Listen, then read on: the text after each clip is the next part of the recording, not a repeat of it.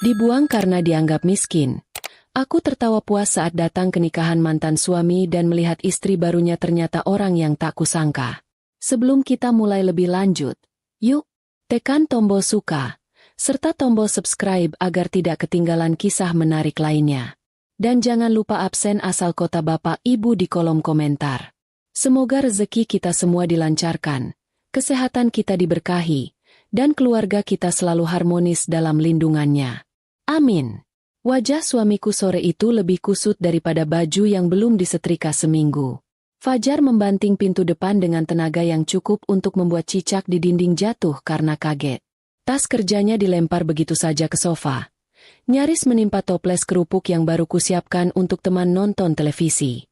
Biasanya, Fajar akan langsung berteriak minta kopi atau memarahi aku kalau rumah belum rapi.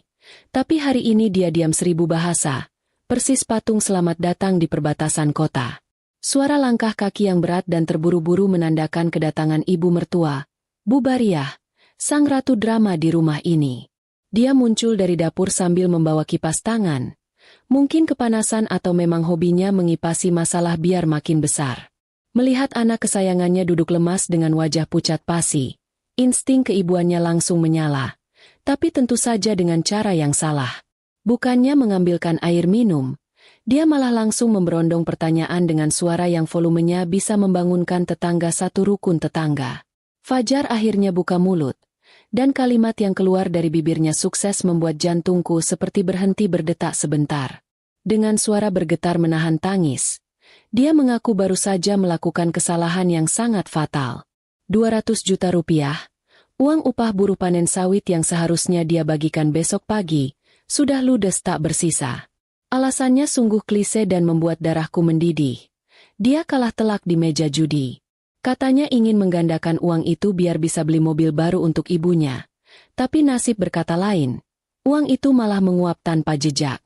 Reaksi Bu Bariah sungguh di luar dugaan. Dia tidak memeluk anaknya atau memukulnya karena marah. Hal pertama yang dia lakukan adalah lari ke jendela depan dan menutup gorden rapat-rapat. Prioritas utamanya ternyata bukan nasib Fajar yang terancam penjara, tapi mulut tetangga yang pedasnya melebihi sambal terasi buatanku. Dia takut kalau Bu Tejo sebelah rumah dengar. Besok pagi satu komplek pasti sudah tahu aib ini dan gengsinya sebagai ibu dari seorang mandor besar akan hancur lebur. Masalahnya semakin runyam karena lusa akan ada pemeriksaan keuangan mendadak dari pusat.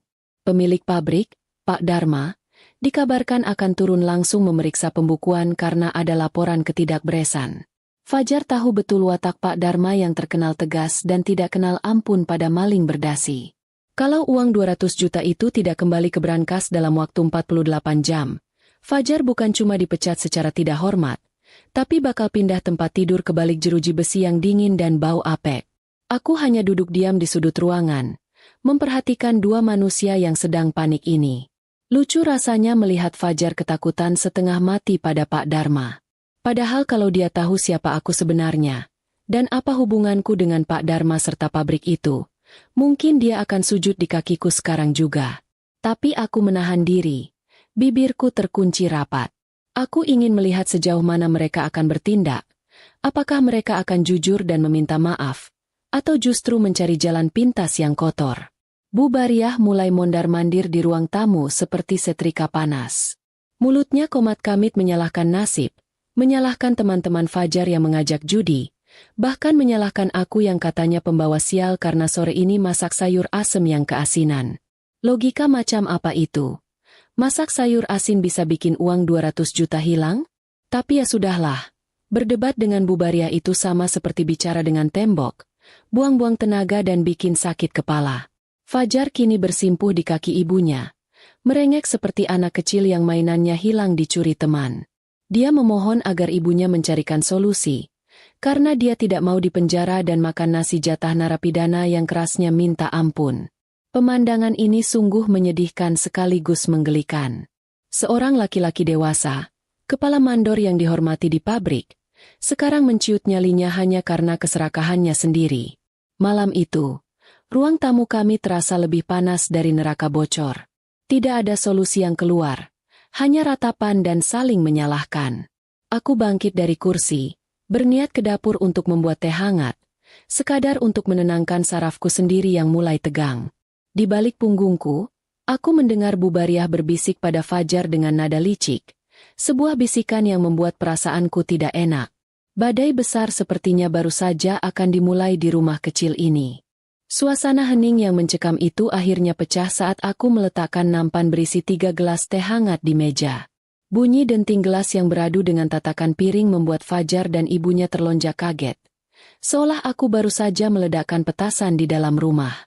Aku menarik napas panjang, mencoba menekan rasa kesal yang sudah sampai di ubun-ubun melihat tingkah dua manusia yang sedang kehilangan akal sehat ini. Sebenarnya aku malas ikut campur, tapi membiarkan suamiku masuk penjara juga bukan pilihan yang bijak saat ini, apalagi mengingat statusku yang sebenarnya. Dengan suara pelan namun tegas, aku menawarkan satu-satunya jalan keluar yang masuk akal yang bisa kuberikan sebagai istri mandor biasa. Aku bilang pada mereka kalau aku punya tabungan emas dan sedikit uang tunai peninggalan almarhum orang tuaku yang selama ini kusimpan rapat-rapat di bawah kasur. Jumlahnya lumayan, sekitar 100 juta rupiah, cukup untuk menutup separuh dari lubang menganga yang dibuat Fajar. Sisanya, kita bisa gadaikan motor dan cari pinjaman ke koperasi simpan pinjam besok pagi-pagi sekali. Mata Fajar yang tadinya redup seperti lampu 5 watt yang mau putus, mendadak berbinar terang benderang. Dia langsung menyambar tanganku, menggenggamnya erat seolah aku adalah pelampung penyelamat di tengah lautan badai. Mulutnya mulai meracau mengucapkan terima kasih berulang kali. Bahkan dia berjanji akan berhenti judi dan jadi suami yang lebih baik. Untuk sesaat, aku hampir percaya kalau manusia ini bisa berubah, dan hatiku sedikit luluh melihat kepanikan di wajahnya yang perlahan memudar. Belum sempat Fajar menyelesaikan kalimat manisnya, tawa sinis Bubariah meledak memenuhi ruangan tamu yang sempit itu. Itu bukan tawa lega, melainkan tawa mengejek yang suaranya mirip gesekan kapur tulis di papan hitam, bikin ngilu gigi. Dia menatapku dari ujung kepala sampai ujung kaki dengan pandangan meremehkan yang sudah sangat hafal di luar kepala. Baginya, solusi yang kutawarkan barusan mungkin terdengar seperti lelucon paling tidak lucu sedunia. Kata-kata yang keluar dari mulut mertuaku selanjutnya benar-benar menguji kesabaran tingkat dewa. Dia bilang uang 100 juta itu cuma uang receh, yang tidak ada gunanya sama sekali. Menurut logika ajaib Bubariah, masalah ini butuh 200 juta utuh malam ini juga, bukan dicicil atau ditambal sulam. Dia tidak mau tahu caranya.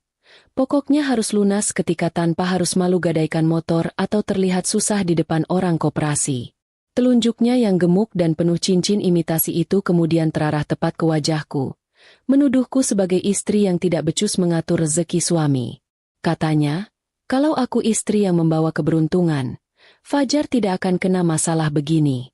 Dia bahkan menuduhku pelit karena baru mengeluarkan uang itu sekarang. Padahal aku baru tahu masalahnya 5 menit yang lalu. Sungguh luar biasa kemampuan Bubariah memutarbalikkan fakta. Dia cocok jadi penulis naskah sinetron azab. Harapanku agar Fajar membelaku pupus ketika saat dia melepaskan genggaman tangannya begitu saja. Fajar kembali menunduk, termakan omongan ibunya bahwa bantuanku memang tidak cukup dan hanya akan memperpanjang penderitaan. Dia diam saja saat ibunya menyebut uang tabunganku sebagai uang sampah, yang tidak sebanding dengan gengsi keluarga besar mandor pabrik. Ternyata, mental tempe Fajar memang tidak bisa diubah. Dia lebih takut pada ibunya daripada kehilangan harga diri di depan istrinya. Rasa sesak memenuhi dadaku, bukan karena sedih, tapi karena menahan tawa melihat kebodohan mereka yang hakiki. Padahal, kalau saja mereka bersikap sedikit lebih manis dan tahu terima kasih, aku bisa saja menelepon Pak Dharma detik ini juga dan membereskan semuanya dalam satu jentikan jari tanpa perlu keluar uang sepeser pun. Tapi tidak, kesombongan mereka menutup mata hati, dan mereka memilih membuang pelampung yang sudah ada di depan mata demi menunggu kapal pesiar yang entah kapan datangnya. Bubariah mengibaskan tangannya di depan wajahku seolah sedang mengusir lalat yang mengganggu makan siang. Dia bilang simpan saja uang recehku itu untuk beli bumbu dapur, karena dia akan mencari jalan lain yang lebih berkelas dan bermartabat. Katanya, keluarga terhormat tidak menyelesaikan masalah dengan cara mengemis ke koperasi atau jual harta benda. Sambil membusungkan dada, dia berkata akan menghubungi kenalan lamanya yang kaya raya, tanpa sadar bahwa keputusan itu adalah awal dari kehancuran mereka sendiri. Saat matahari benar-benar tenggelam dan harapan di wajah Fajar sudah setipis kulit bawang, sebuah mobil sedan hitam mengkilap berhenti tepat di depan pagar rumah kami yang catnya mulai mengelupas. Suara mesinnya begitu halus, kontras sekali dengan detak jantung Fajar yang memburu karena takut itu adalah polisi atau penagih hutang. Namun, yang turun dari mobil itu bukanlah aparat berseragam coklat, melainkan seorang wanita muda dengan penampilan yang lebih mirip lampu hias berjalan daripada tamu agung. Wanita itu melangkah masuk ke halaman dengan sepatu hak tinggi yang bunyinya tok-tok-tok berirama, seolah sedang mengetuk pintu keserakahan penghuni rumah ini. Aroma parfumnya begitu menyengat. Saking kuatnya sampai-sampai nyamuk di teras rumah mungkin langsung pingsan karena mabuk kepayang. Bu Bariah yang tadinya lemah seperti ayam sakit, mendadak langsung tegak berdiri dan menyisir rambutnya yang berantakan dengan jari secepat kilat. Naluri materialistisnya sepertinya mendeteksi bau uang yang jauh lebih wangi daripada parfum tamu tak diundang ini. Fajar langsung melompat dari kursinya dengan mata berbinar, menyambut wanita itu dengan gugup. Ternyata dia adalah Elisa, kenalan baru Fajar yang katanya baru seminggu ini dekat dengannya. Elisa memperkenalkan diri dengan gaya bicara yang dibuat-buat, mendesah manja di setiap ujung kalimat, persis seperti tokoh antagonis di drama radio zaman dulu.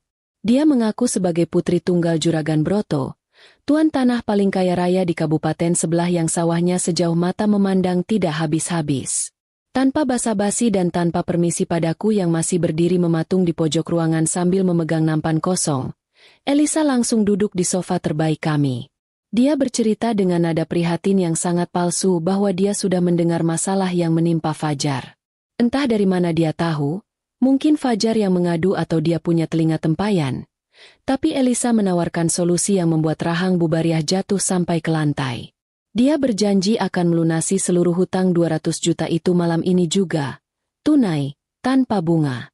Bukan cuma itu, Elisa juga mengiming-imingi janji manis lainnya yang lebih menggiurkan. Katanya, ayahnya si Juragan Broto itu sedang butuh orang kepercayaan untuk mengelola bisnis barunya, dan dia sudah merekomendasikan Fajar untuk posisi direktur utama. Fajar yang mendengar kata, direktur, langsung senyum-senyum sendiri. Mungkin di kepalanya dia sudah membayangkan duduk di kursi empuk sambil tunjuk sana-sini. Lupa kalau 5 menit lalu dia masih menangis takut masuk penjara. Tentu saja, tidak ada makan siang gratis di dunia ini.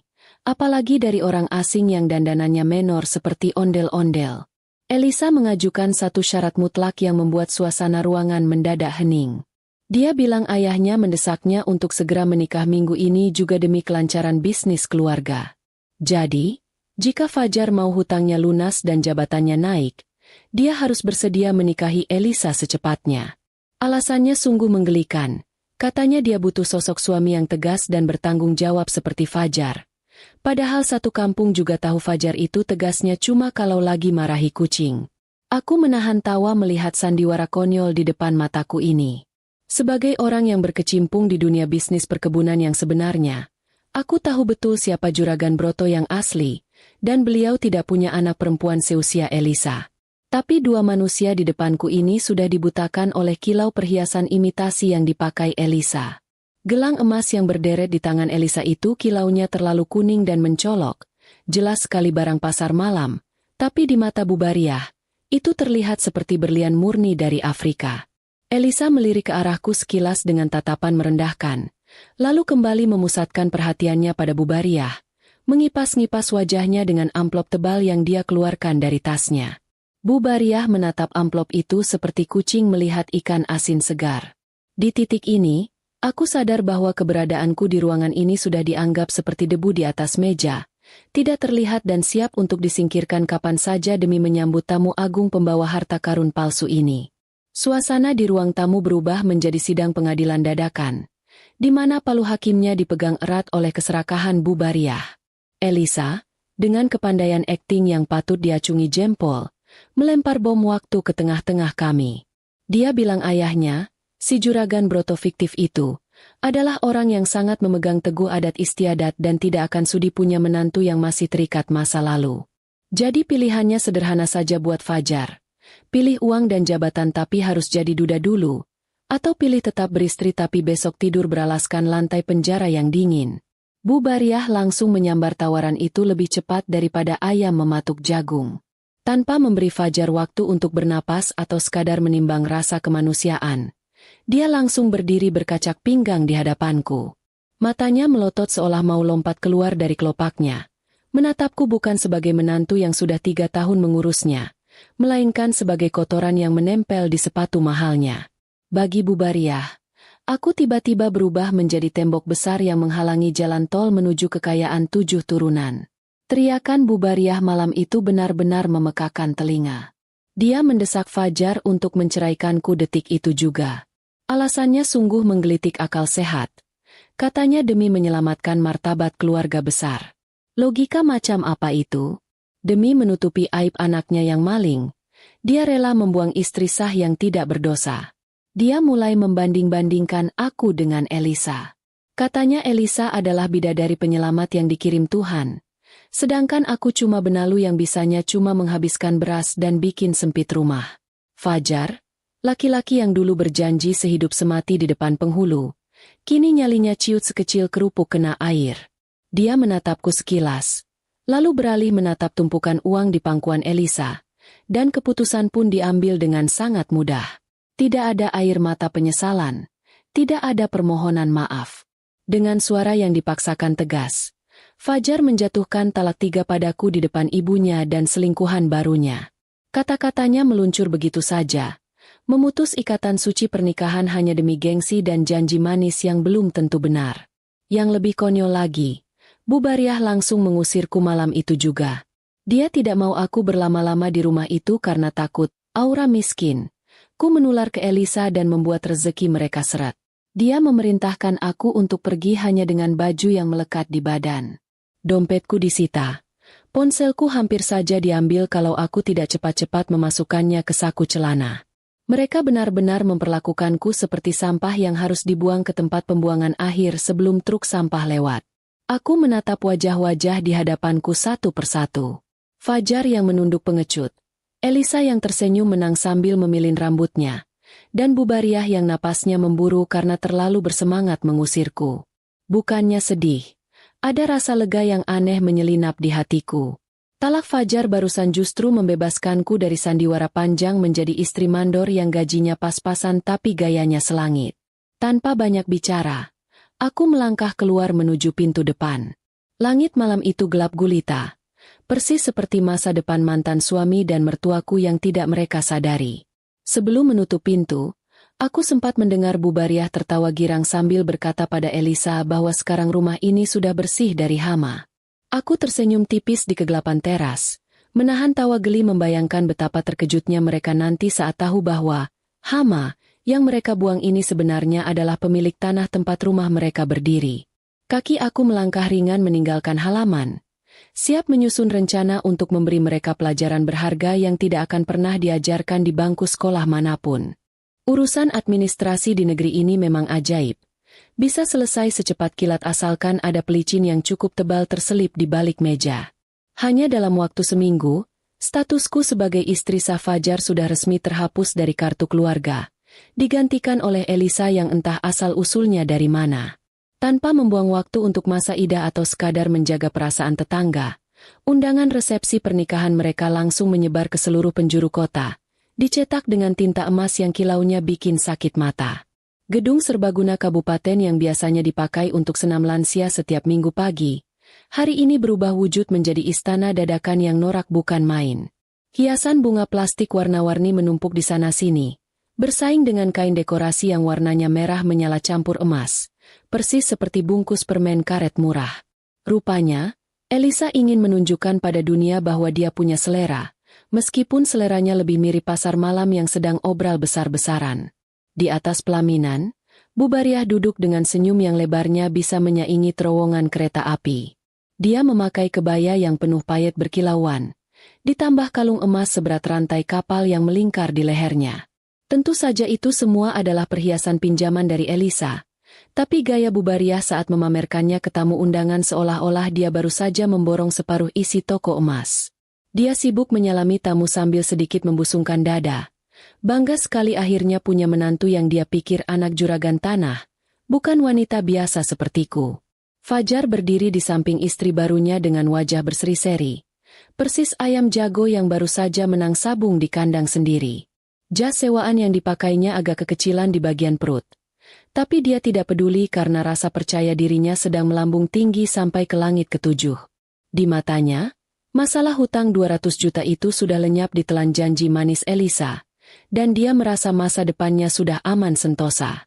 Dia lupa kalau uang pelunasan itu sebenarnya belum disetorkan Elisa ke kantor, dengan alasan, birokrasi bank sedang lambat. Para tamu undangan yang hadir kebanyakan datang bukan untuk memberi doa restu, melainkan untuk menuntaskan rasa penasaran dan bergosip ria sambil makan gratis. Mereka berbisik-bisik di balik gelas sirup, membicarakan betapa teganya Fajar membuang istri lama demi wanita yang katanya kaya raya ini. Tapi Fajar dan keluarganya sudah tuli dan buta. Mereka terlalu sibuk menikmati panggung sandiwara ini. Mereka merasa sudah menang telak dari takdir, berpesta pora di atas penderitaanku tanpa sadar bahwa lantai dansa yang mereka injak sebenarnya adalah papan rapuh di atas jurang kehancuran.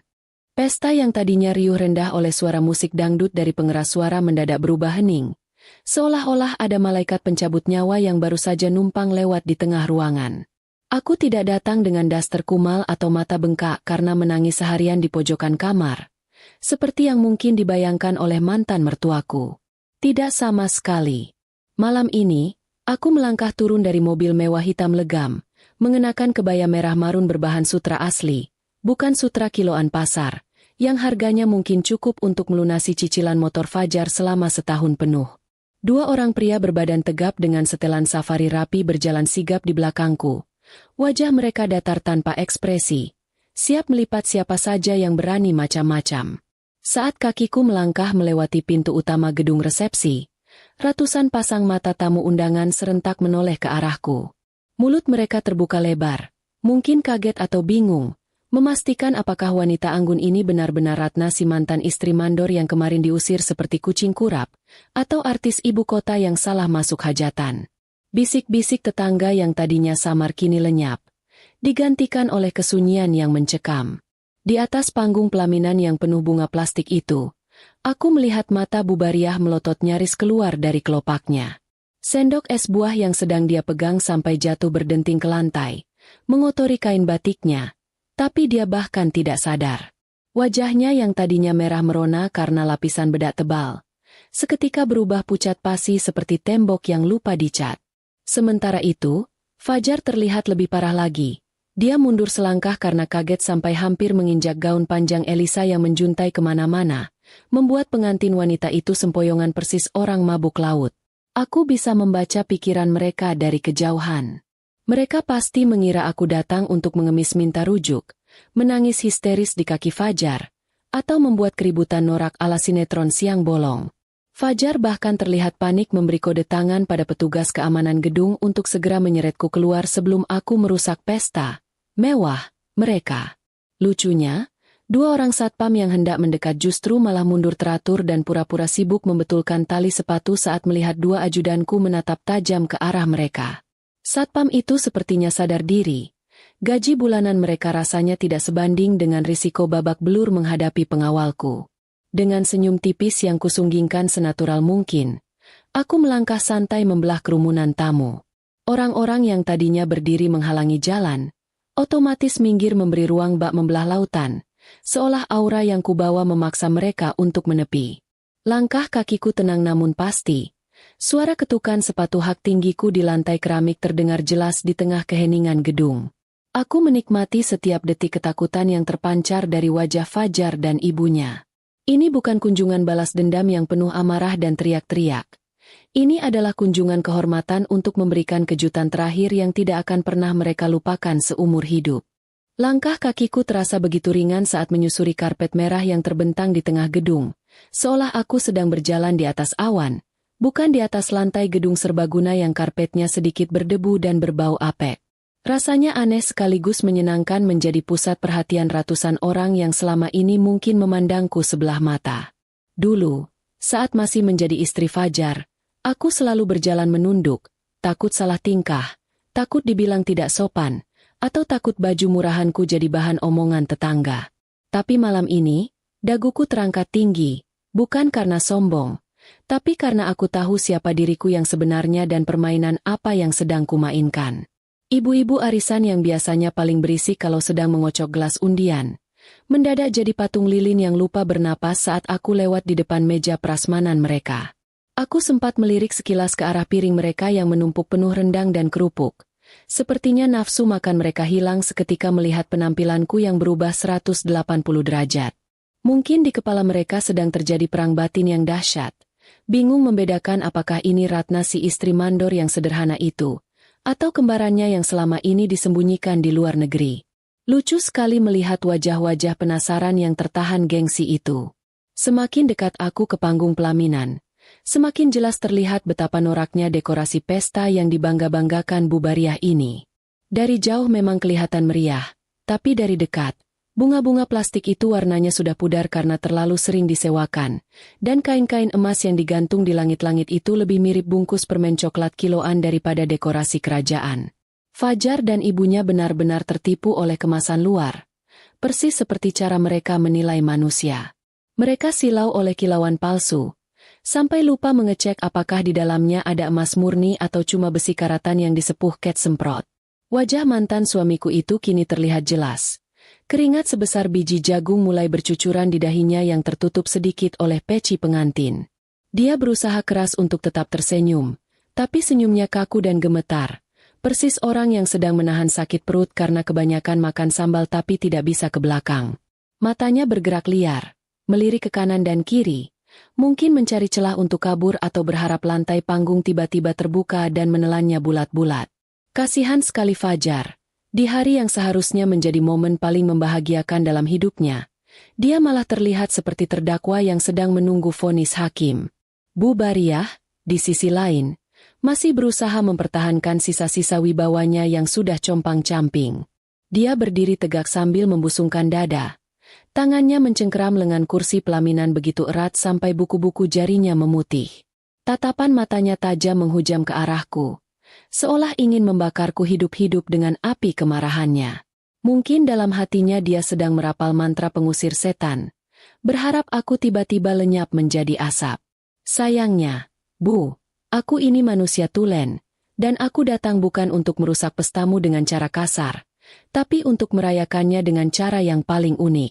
Dua orang petugas keamanan gedung yang tadi sempat ragu-ragu, akhirnya mencoba mendekatiku lagi atas kode mata panik dari Fajar. Namun, langkah mereka terhenti seketika saat dua pengawal pribadiku, Pak Budi dan Pak Santo, hanya perlu menoleh sedikit dan memberikan tatapan, "Jangan macam-macam atau tulangmu patah." Tanpa perlu kata-kata, kedua satpam itu langsung pura-pura sibuk membetulkan tali pembatas antrean tamu, membiarkan aku melenggang bebas tanpa hambatan menuju tangga pelaminan. Sungguh pemandangan yang menggelikan, melihat bagaimana keberanian bisa ciut hanya karena kalah aura dan postur tubuh. Aku menaiki anak tangga panggung satu persatu dengan tempo yang sengaja kulama-lamakan, menikmati setiap detak jantung Fajar yang mungkin sekarang sudah berpacu seperti kuda balap. Suara hak sepatuku yang mengetuk lantai panggung kayu terdengar begitu nyaring di telinga mereka, seperti hitungan mundur bom waktu yang siap meledak. Saat aku akhirnya berdiri sejajar dengan mereka di atas panggung, jarak kami hanya tinggal 2 meter, tapi rasanya seperti ada jurang pemisah yang sangat dalam antara nasibku dan nasib mereka. "Mau apa kamu kesini, heh?" Suara Bubariah mendesis tajam, rendah tapi penuh bisa, berusaha agar tidak terdengar oleh tamu yang duduk di barisan depan. "Kamu mau mengemis minta balik? Atau mau bikin malu keluarga saya? Sadar diri, Ratna. Kamu itu sudah dibuang. Jangan jadi sampah yang balik lagi ke tempat sampah." Kata-katanya sungguh pedas, tapi anehnya, kali ini tidak terasa sakit sama sekali di hatiku. Justru terdengar seperti gonggongan anjing kecil yang tidak punya gigi, berisik tapi tidak berbahaya. Aku tidak langsung menjawab ocehan Bubariah. Mataku justru beralih menatap sosok pengantin wanita yang duduk di sebelahnya. Elisa, atau siapapun nama aslinya, menunduk dalam-dalam, menyembunyikan wajahnya di balik buket bunga plastik yang dipegangnya. Tubuhnya gemetar hebat, sampai-sampai hiasan kepala yang dia pakai ikut bergoyang-goyang lucu. Gaun pengantinnya yang dari jauh terlihat mewah, kini terlihat jelas detail aslinya di mataku yang tajam. Jahitannya kasar, banyak benang yang keluar di sana-sini, dan payet-payetnya ditempel asal-asalan menggunakan lem tembak. Angkat wajahmu, Nyonya Direktur. Ucapku pelan namun tegas. Suaraku cukup terdengar oleh mereka bertiga di atas panggung. Fajar tersentak kaget mendengar nada bicaraku yang berubah total. Dari Ratna si istri penurut menjadi sosok yang mengintimidasi. Perlahan, dengan sangat terpaksa, Elisa mengangkat wajahnya. Saat mata kami bertemu, saat itulah pertahanan diriku runtuh seketika. Bukan, aku tidak menangis. Aku juga tidak marah. Yang terjadi justru sebaliknya. Saat aku melihat wajah itu dengan jelas di bawah sorotan lampu panggung yang terang benderang, ingatan 3 bulan lalu langsung membanjiri kepalaku. Wajah itu, hidung itu, bahkan tahi lalat di dagu itu. Aku kenal betul siapa dia. Dia adalah wanita yang pernah kutangkap basah sedang menyembunyikan sendok perak ke dalam kutang di dapur rumah induk perkebunanku. Sebuah ledakan tawa yang tak tertahankan tiba-tiba menyembur keluar dari mulutku. Hahaha. Tawaku pecah, menggelegar memenuhi ruangan gedung yang hening.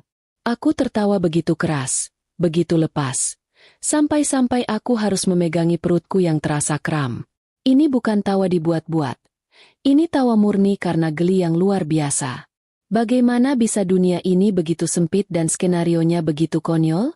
Fajar, lelaki yang membuangku karena ingin istri kaya raya anak juragan, ternyata menikahi bekas asisten rumah tanggaku yang dipecat karena kleptomania alias hobi mencuri barang-barang kecil. Tawaku makin menjadi-jadi saat melihat ekspresi bingung Fajar. Dia menatapku seolah aku sudah gila karena stres dicerai. Tamu-tamu undangan di bawah sana mulai berbisik riuh. Mereka mungkin mengira aku sedang kesurupan atau tertawa dalam tangis saking sakit hatinya. Padahal, demi Tuhan, ini adalah komedi paling lucu yang pernah kutonton secara langsung, dan tiketnya gratis pula. Kenapa tertawa? Diam kamu, bentak Bubariah. Wajahnya merah pada menahan malu. Dia bangkit dari kursinya, hendak menampar pipiku. Tapi gerakannya terhenti di udara saat melihat sorot mataku yang masih basah karena air mata tawa. Kamu gila ya? Stres kamu karena miskin? Jangan bikin malu di acara anakku. Aku berusaha menghentikan tawaku, menarik napas panjang berulang kali sambil menyeka sudut mataku dengan jari yang lentik. Aduh, maaf, Bubariah. Saya benar-benar tidak tahan. Ucapku terbata-bata di sela sisa tawa. Ibu bilang tadi apa? Bidadari penyelamat? Putri Juragan Broto? Hahaha. Fajar maju selangkah, mencoba terlihat berwibawa meski lututnya gemetar. Ratna, cukup. Kalau kamu datang cuma buat mengacau, lebih baik kamu pergi. Jangan hina istriku. Dia wanita terhormat, jauh lebih berkelas dari kamu. Belanya dengan suara lantang, mungkin berharap tamu undangan simpati padanya. Mendengar kata, terhormat, keluar dari mulut Fajar untuk membela Elisa, rasa geliku makin memuncak. Betapa ironisnya hidup ini. Fajar membela maling sendok mati-matian dan menghina pemilik pabrik tempatnya bekerja. Kalau saja kebodohan bisa dijual, Fajar pasti sudah jadi miliarder nomor 1 di dunia. Aku menatap Elisa lekat-lekat. Wanita itu kini wajahnya pucat pasi, lebih putih dari bedak tebal yang dipakainya. Dia tidak berani menatap mataku. Matanya liar mencari jalan keluar, persis seperti tikus yang terpojok oleh kucing. Dia tahu, aku tahu, dan dia tahu. Tamatlah riwayat sandiwaranya malam ini. Fajar. Ujarku sambil menggeleng-gelengkan kepala. Nadaku berubah menjadi seperti guru TK yang sedang menasihati murid yang makan lem kertas. Kamu itu lucu sekali, Mas. Saking ngebetnya pengen kaya instan. Mata kamu jadi rabunnya? Kamu tidak mengenali siapa wanita di sampingmu ini? Atau saking tebalnya bedak dia, kamu jadi lupa logika? Bubariah menyambar mikrofon dari meja akad yang ada di samping pelaminan. Niatnya mungkin mau memanggil keamanan lewat pengeras suara. Keluar kamu. Satpam. Seret wanita gila ini keluar. Teriaknya histeris. Suaranya memantul di dinding gedung, membuat suasana makin kacau. Beberapa tamu undangan ada yang berdiri, penasaran ingin melihat lebih dekat drama yang sedang terjadi. Aku mengangkat tangan kananku, memberi isyarat tenang pada Pak Budi dan Pak Santo yang sudah bersiap maju untuk melindungiku. Aku tidak butuh kekerasan fisik. Kata-kata dan fakta sudah cukup untuk meruntuhkan istana pasir mereka. Aku mengambil langkah mendekati Elisa, yang sontak memundurkan badannya sampai menabrak kursi pelaminan. "Halo, Elis," sapaku ramah, menyebut nama panggilannya saat masih bekerja di dapurku dulu. "Apa kabar? Masih suka mengoleksi sendok perak orang lain? Atau sekarang sudah naik level jadi kolektor suami orang?" Pertanyaan santai itu sukses membungkam seluruh gedung. Hening, senyap. Bahkan suara jangkrik di luar gedung pun rasanya ikut berhenti bersuara karena kaget. Fajar menoleh kaku ke arah Elisa. Lehernya seakan berkarat. "Elis? Siapa Elis?" "Namanya Elisa. Ratna. Jangan ngarang cerita kamu." Aku tersenyum miring. Senyum kemenangan yang kutahan sejak tadi. Sudah saatnya tirai panggung ini dibuka lebar-lebar. Biar semua penonton tahu siapa pemain sirkus yang sebenarnya. Aku berjalan perlahan menuju meja tempat mikrofon yang tadi diletakkan Bu Bariah. Mengambil benda itu dengan anggun. "Bapak-bapak, ibu-ibu, para tamu undangan yang terhormat, dan juga mantan mertuaku yang paling gila hormat." Suaraku menggema jernih lewat pengeras suara, tenang namun penuh otoritas. "Maaf sudah mengganggu waktu makan enak kalian. Tapi rasanya sayang kalau pesta semewah ini tidak dilengkapi dengan hiburan yang bermutu. Izinkan saya, Ratna, memperkenalkan siapa sebenarnya bintang utama di pelaminan malam ini." Jantung Fajar rasanya pasti sudah berhenti berdetak saat itu juga. Dia menatapku dengan campuran rasa takut dan bingung yang luar biasa. Di matanya, aku bukan lagi Ratna si istri penurut yang bisa dibentak-bentak. Di matanya, dia melihat ancaman besar yang siap menelan bulat-bulat harga dirinya. Dan dia benar, sangat benar. Tawa geliku tadi hanyalah pembuka. Hidangan utamanya baru saja akan kusajikan panas-panas. Memegang benda hitam pengeras suara ini rasanya seperti memegang tongkat komando jenderal perang yang siap membumi hanguskan benteng musuh dalam satu kali perintah. Tanganku terasa dingin bersentuhan dengan gagang besi mik itu. Kontras sekali dengan suasana ruangan yang panasnya minta ampun, bukan karena pendingin udaranya mati, tapi karena ratusan pasang mata sedang menatapku dengan napas tertahan. Di belakangku, aku bisa merasakan hawa panas dari tubuh Bu Bariah yang berdiri kaku seperti tugu batu. Mungkin dia sedang berdoa supaya lantai panggung ini runtuh dan menelan kami semua hidup-hidup. Sayangnya, doa orang yang zalim biasanya nyangkut di plafon gedung dan tidak sampai ke langit. Aku menarik napas panjang, mengisi paru-paruku dengan aroma melati dari hiasan pengantin yang mulai layu, bercampur dengan bau keringat ketakutan yang menguar deras dari tubuh Fajar dan Elisa. Suasana hening yang mencekam ini sungguh nikmat. Rasanya seperti saat guru sedang membagikan kertas ulangan matematika yang susah minta ampun, tegang, sunyi, dan penuh kepasrahan. Bedanya, di sini akulah gurunya, dan nilai merah sudah tercetak jelas di jidat mereka bertiga. "Bapak-bapak dan ibu-ibu sekalian," aku memulai pidatoku dengan nada suara yang tenang, lembut, tapi setiap suku katanya kutekan dengan jelas agar masuk ke gendang telinga semua orang, termasuk tukang parkir di luar gedung sana.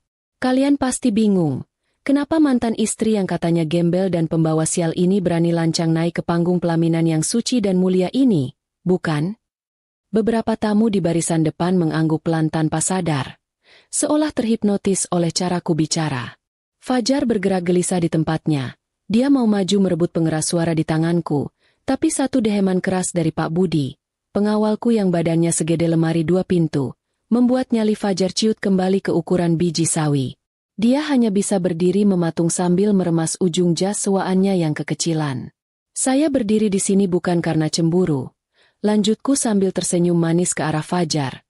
Senyum yang kubuat semanis madu tapi beracun.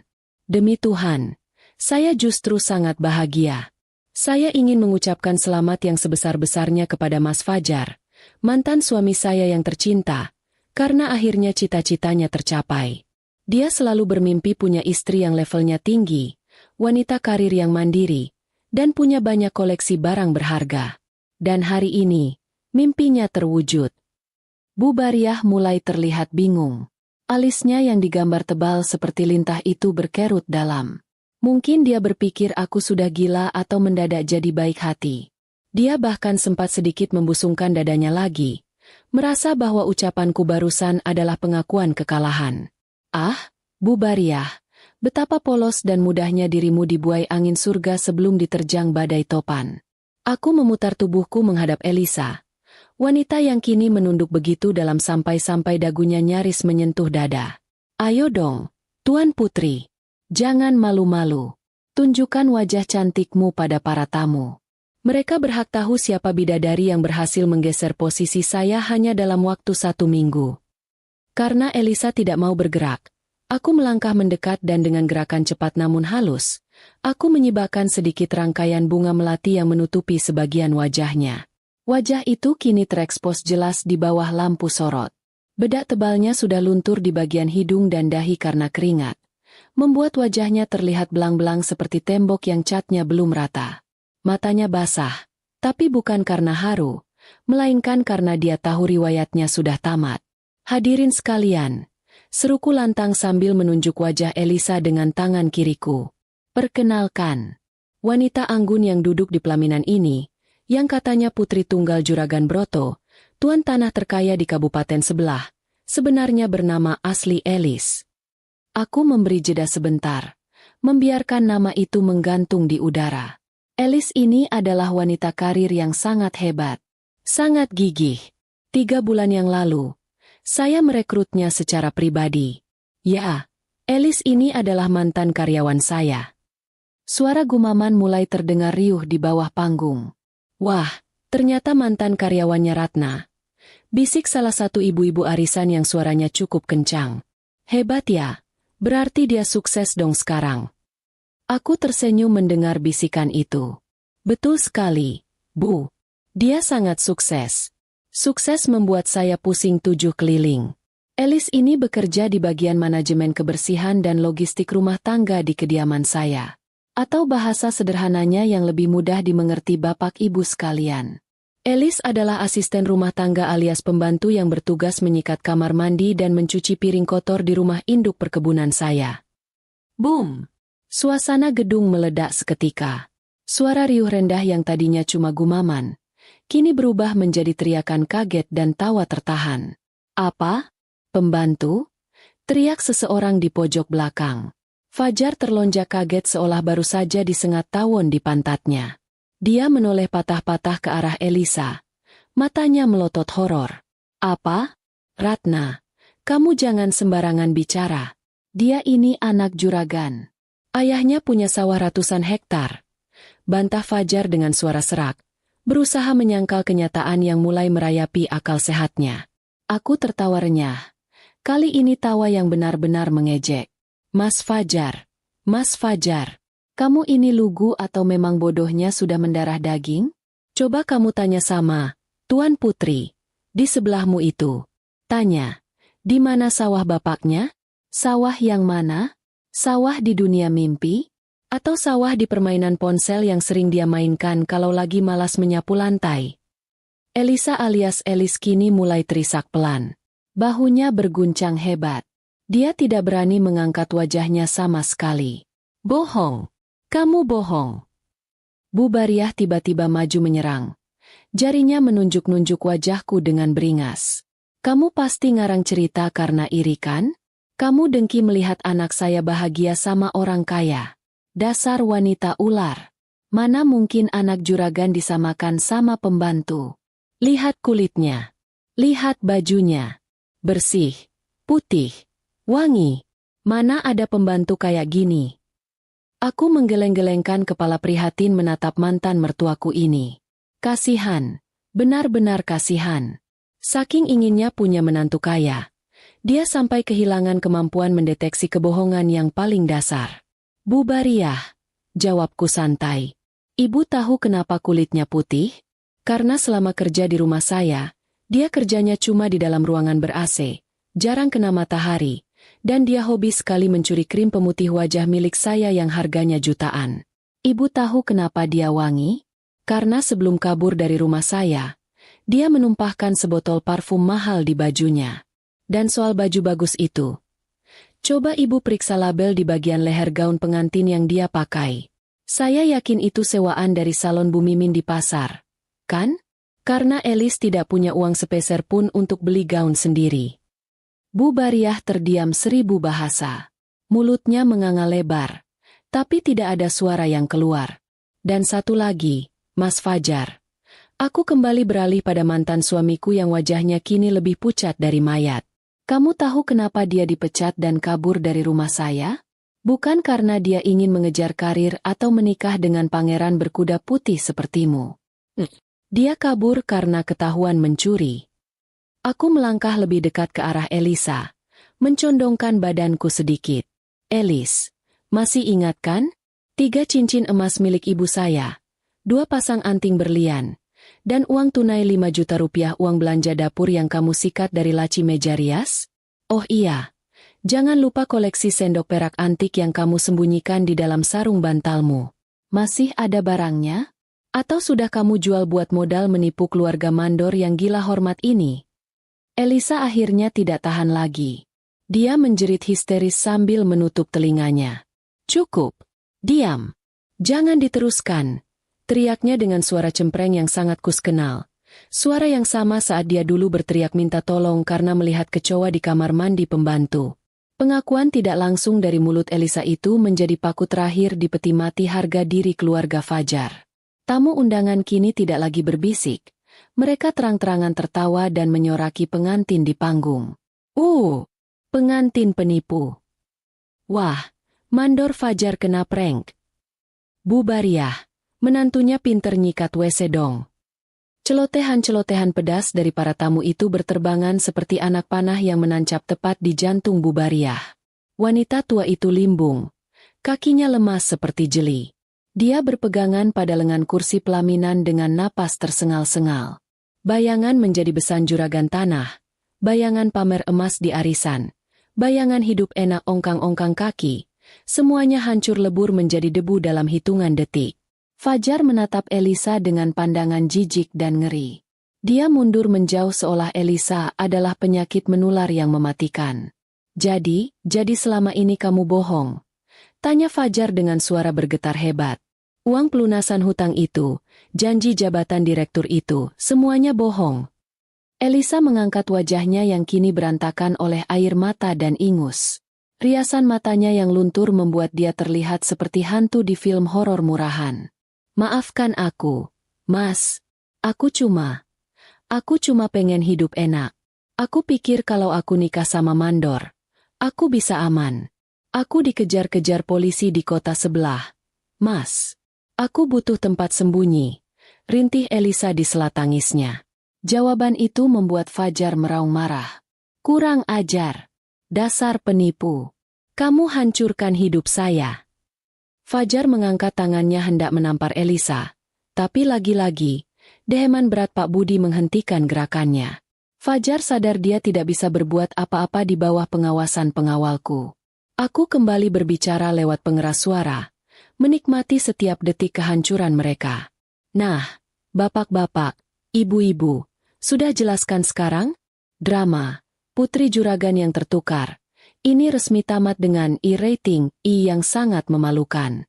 Pelajaran buat kita semua. Kalau mau cari mantu, dilihat dulu bibit bebet bobotnya. Jangan cuma lihat kilau gelangnya saja. Siapa tahu gelangnya beli di pasar malam 15 ribuan dapat 3.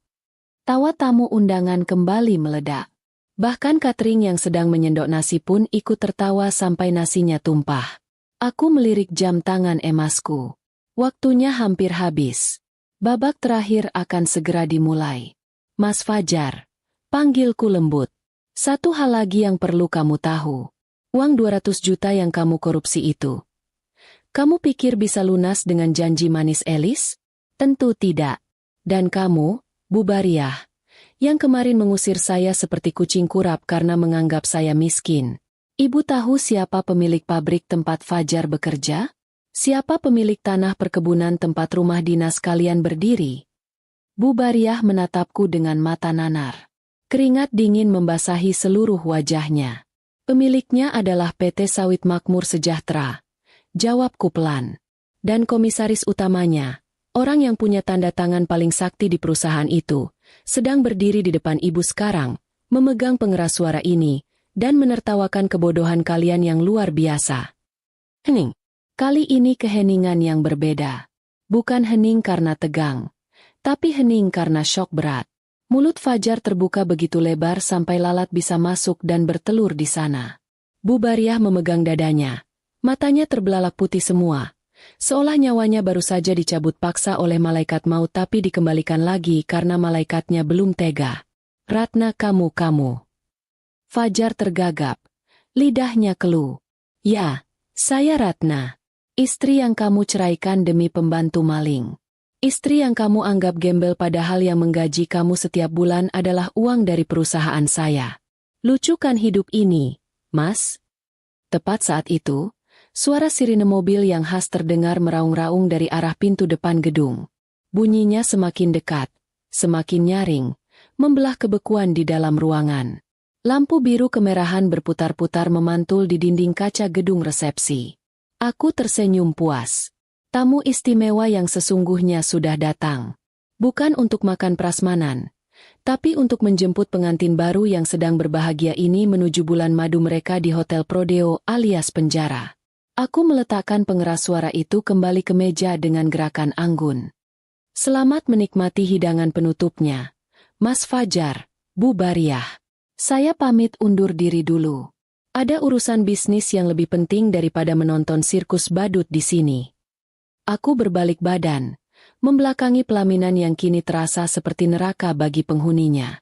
Di belakangku, aku mendengar suara langkah sepatu bot berat milik polisi yang berlari masuk, diikuti oleh suara teriakan panik Elisa dan raungan penyesalan Fajar yang terlambat. Pesta ini benar-benar berakhir dengan sangat meriah. Jauh lebih meriah dari yang pernah dibayangkan oleh Bu Bariah dalam mimpi terliarnya sekalipun. Raungan sirine mobil polisi yang berhenti tepat di depan lobi gedung resepsi terdengar seperti nyanyian kematian bagi pesta konyol ini. Lampu strobo berwarna biru dan merah memantul-mantul di dinding kaca, menciptakan efek disko yang mengerikan bagi Fajar dan keluarganya. Tamu undangan yang tadinya sibuk menertawakan pengantin di panggung, kini membelah kerumunan dengan cepat, memberi jalan bagi rombongan petugas berseragam coklat yang melangkah masuk dengan wajah garang. Di antara para polisi itu, berjalan seorang pria parubaya dengan kemeja batik lengan panjang yang sangat kukenal, Pak Dharma, pemilik pabrik tempat Fajar bekerja yang juga bawahan kepercayaanku. Melihat kedatangan bos besarnya dikawal polisi, wajah Fajar yang sudah pucat kini berubah menjadi abu-abu. Lututnya benar-benar menyerah. Dia ambruk terduduk di lantai panggung, persis di samping Elisa yang sedang sibuk menyeka ingus dengan ujung gaun pengantin suaannya. Pemandangan ini sungguh menyedihkan sekaligus memuaskan.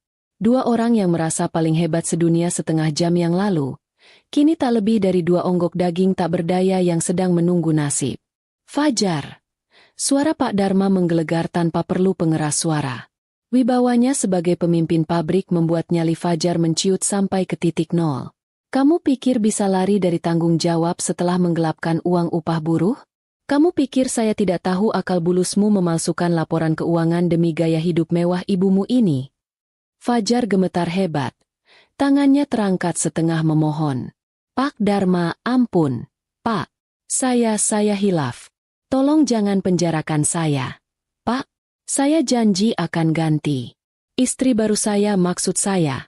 Wanita ini katanya kaya. Dia bilang mau bayar. Fajar menunjuk Elisa dengan jari telunjuk yang gemetar.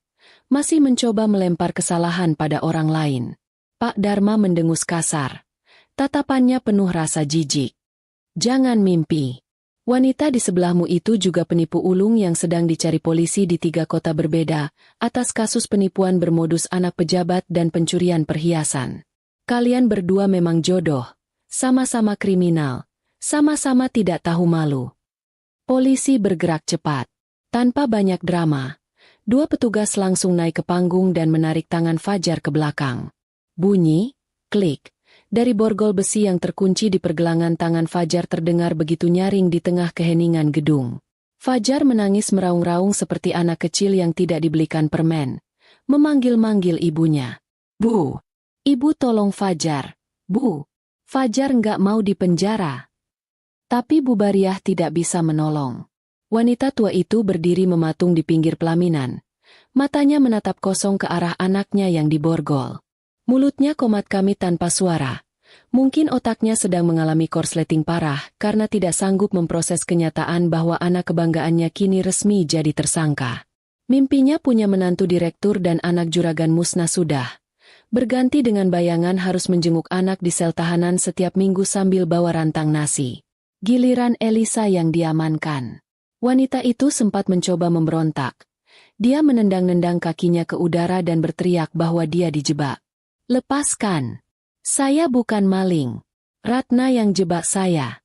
Dia yang taruh sendok perak itu di tas saya. Tuduhnya membabi buta. Tentu saja, tidak ada yang percaya. Polisi dengan mudah melumpuhkan perlawanan konyolnya dan menyeretnya turun dari panggung dengan gaun pengantin yang kini kotor dan robek di bagian bawah karena tersangkut paku panggung. Di tengah kekacauan itu, Pak Dharma tidak langsung mengikuti polisi yang membawa para tersangka. Dia justru berbalik badan, berjalan lurus ke arahku yang masih berdiri santai di dekat meja pengeras suara. Wajah Pak Dharma yang tadi garang saat memarahi Fajar, seketika berubah menjadi sangat hormat dan santun. Di hadapan ratusan tamu undangan yang masih menahan napas, Pak Dharma melakukan sesuatu yang membuat mata Bu Bariah, yang tadinya kosong, kembali melotot saking kagetnya. Pak Dharma membungkukkan badannya sedikit, sebuah gestur penghormatan yang sangat sopan, lalu menyalamiku dengan takzim. Selamat malam, Bu Ratna. Sapa Pak Dharma dengan suara yang cukup lantang.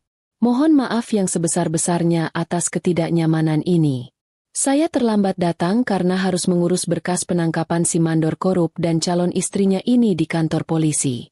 Saya benar-benar malu.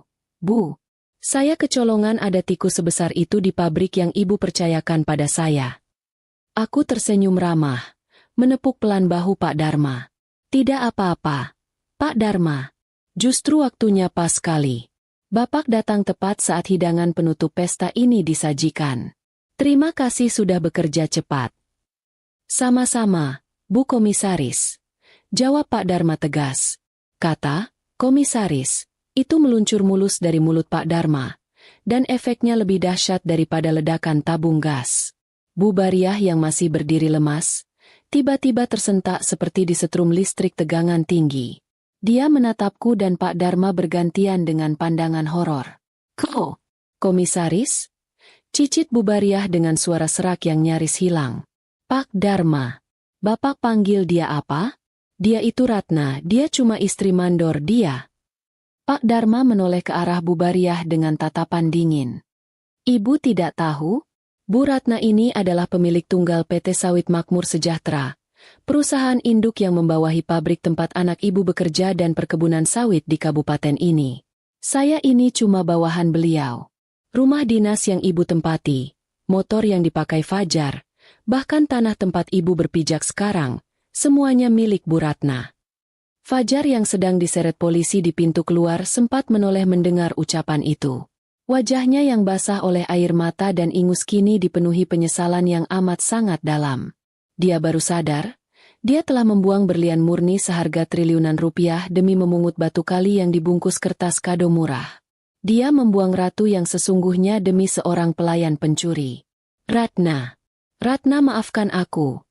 Teriak Fajar histeris dari kejauhan sebelum didorong masuk ke dalam mobil polisi. Aku nggak tahu. Sumpah aku nggak tahu. Kita rujuk ya. Rate. Aku masih cinta sama kamu. Aku hanya tertawa kecil mendengar teriakan putus asa itu. Cinta? Cinta macam apa yang baru muncul saat tahu pasangannya punya harta berlimpah? Itu bukan cinta, Mas. Itu proposal bisnis yang ditolak. Bu Bariah akhirnya tidak kuat lagi menahan gempuran fakta yang bertubi-tubi. Kakinya menyerah, tubuh gempalnya ambruk ke lantai panggung dengan bunyi gedebuk yang cukup keras. Dia pingsan. Pingsan karena malu, pingsan karena kaget, dan pingsan karena sadar bahwa mulai besok dia harus angkat kaki dari rumah dinas dan mungkin harus tidur di pos ronda karena tidak punya tempat tujuan. Aku menatap tubuh Bu Bariah yang digotong oleh beberapa satpam gedung. Tidak ada rasa kasihan sedikit pun di hatiku. Mereka menuai apa yang mereka tanam. Pesta pernikahan yang seharusnya penuh kebahagiaan ini berakhir menjadi tontonan hukum yang edukatif bagi seluruh warga kabupaten. Mari, Bu Ratna. Mobil ibu sudah siap di depan. Kita tinggalkan tempat yang hawanya kurang enak ini. Ajak Pak Dharma sopan. Aku mengangguk setuju. Ayo, Pak. Saya tiba-tiba lapar. Melihat orang serakah kena batunya ternyata bikin perut keroncongan. Aku melangkah keluar gedung dengan kepala tegak, meninggalkan sisa-sisa kekacauan pesta, bisik-bisik tamu yang makin heboh, dan piring-piring kotor yang berserakan. Malam ini, kebenaran sudah menang dengan cara yang paling elegan dan menghibur. Udara malam di luar gedung resepsi terasa jauh lebih segar daripada oksigen manapun yang pernah kuhirup selama 3 tahun terakhir. Angin sepau-sepau menyapa wajahku, seolah alam semesta ikut merayakan kebebasan yang sesungguhnya. Di belakangku, suara keributan perlahan meredup, berganti dengan bisik-bisik tamu undangan yang pulang membawa oleh-oleh paling berharga malam itu, bukan kipas atau gantungan kunci, melainkan bahan gosip panas yang akan awet digoreng sampai lebaran tahun depan. Aku duduk di kursi belakang mobil sedan hitamku, menyandarkan punggung yang rasanya pegal karena terlalu lama menahan tawa. Pak Dharma duduk di kursi depan samping sopir. Sesekali melirik lewat kaca spion tengah dengan tatapan kagum sekaligus takut. Mungkin dia masih tidak menyangka. Wanita yang selama ini dia kenal lewat tanda tangan di berkas laporan bulanan, ternyata adalah istri dari mandornya yang paling bermasalah. Mobil melaju perlahan meninggalkan pelataran gedung, membelah jalanan kota kecil yang sepi. Aku menatap keluar jendela, melihat lampu-lampu jalan yang berkedip suram, membayangkan bagaimana nasib Fajar dan bidadari pilihannya malam ini. Kabar yang kudengar keesokan harinya sungguh menggelitik perut. Bu Bariah, setelah siuman dari pingsannya, mendapati dirinya berada dalam mimpi buruk yang paling nyata. Begitu pesta bubar, petugas keamanan pabrik langsung mendatangi rumah dinas yang selama ini dia banggakan. Tanpa ampun dan tanpa basa-basi, mereka memberi waktu 1 jam bagi Bu Bariah untuk mengemasi barang-barangnya. Bayangkan betapa lucunya pemandangan itu. Wanita yang biasanya berjalan dengan dagu terangkat setinggi langit, kini harus menyeret koper tua berisi baju-baju bekas sambil menangis terseduh-seduh di pinggir jalan, ditonton oleh tetangga yang dulu sering dia hina. Tidak ada lagi panggilan, Bu Mandor, atau penghormatan dari tukang sayur keliling. Yang ada hanyalah tatapan sinis dan pintu-pintu rumah tetangga yang tertutup rapat saat dia mencoba meminjam uang atau sekadar minta air minum. Teman-teman arisannya yang dulu memuja-muja dia, kini pura-pura tidak kenal. Bu Bariah akhirnya merasakan sendiri bagaimana rasanya menjadi orang yang dia sebut gembel. Dia harus menelan ludah pahit kenyataan bahwa kehormatan itu tidak dibeli dengan gengsi, melainkan dibangun dengan perilaku. Kabarnya, dia sekarang pulang ke kampung halamannya, menumpang di gubuk saudaranya yang dulu sering dia ejek miskin. Sementara itu, bulan madu Fajar dan Elisa berlangsung sangat romantis di tempat yang paling aman di dunia, yaitu sel tahanan kantor polisi. Fajar harus mempertanggungjawabkan uang 200 juta yang dia gelapkan, ditambah pasal berlapis tentang pemalsuan dokumen yang baru ditemukan Pak Dharma pagi ini. Elisa, sang putri juragan, ternyata punya daftar kejahatan yang panjangnya melebihi daftar belanjaan bulanan. Mulai dari mencuri perhiasan majikan, menipu anak pejabat dengan modus investasi bodong, sampai menggelapkan uang arisan ibu-ibu komplek. Mereka berdua benar-benar pasangan serasi yang dipersatukan oleh jeruji besi. Seminggu kemudian, aku datang ke pabrik untuk melakukan inspeksi mendadak. Kali ini dengan identitas asliku yang terbuka lebar. Para buruh dan staf yang dulu sering melihatku mengantar rantang makan siang buat Fajar dengan pakaian lusuh, kini menunduk hormat saat aku lewat. Tidak ada lagi tatapan meremehkan. Namun, aku tidak memecat mereka yang dulu pernah ikut-ikutan menghinaku. Biarlah rasa malu menjadi hukuman mereka setiap kali melihat wajahku. Aku hanya tersenyum ramah, senyum yang mengatakan, saya sudah maafkan, tapi saya tidak akan lupa. Di ruang kerjaku yang baru direnovasi, aku menemukan sebuah surat kusut yang dititipkan lewat pengacara Fajar. Isinya penuh dengan kata-kata penyesalan, janji manis, dan permohonan agar aku mencabut tuntutan. Fajar menulis betapa dia merindukan masakan sayur asem buatanku, betapa dia menyesal telah mendengarkan hasutan ibunya, dan betapa dia sadar bahwa akulah satu-satunya wanita yang tulus mencintainya. Membaca surat itu rasanya seperti membaca naskah komedi putar yang sudah basi. Aku melipat surat itu, memasukkannya ke dalam mesin penghancur kertas, dan melihatnya hancur menjadi potongan-potongan kecil, sama seperti rasa hormatku pada lelaki itu. Penyesalan memang selalu datang terlambat. Kalau datang di awal namanya pendaftaran. Fajar lupa satu hal, bahwa ketulusan seorang wanita itu mahal harganya. Sekali dia dikhianati dan diinjak-injak harga dirinya, tidak ada jalan untuk kembali, meski jalan itu ditaburi berlian sekalipun. Kini, hidupku kembali tenang. Tidak ada lagi drama mertua gila hormat, tidak ada lagi suami yang tidak tahu diuntung, dan tidak ada lagi sandiwara menyembunyikan kekayaan. Aku bisa menikmati hasil kerja kerasku, mengelola perkebunan, dan membantu orang-orang yang benar-benar membutuhkan, bukan memelihara benalu. Pengalaman ini memberiku pelajaran berharga yang tidak akan kutukar dengan apapun.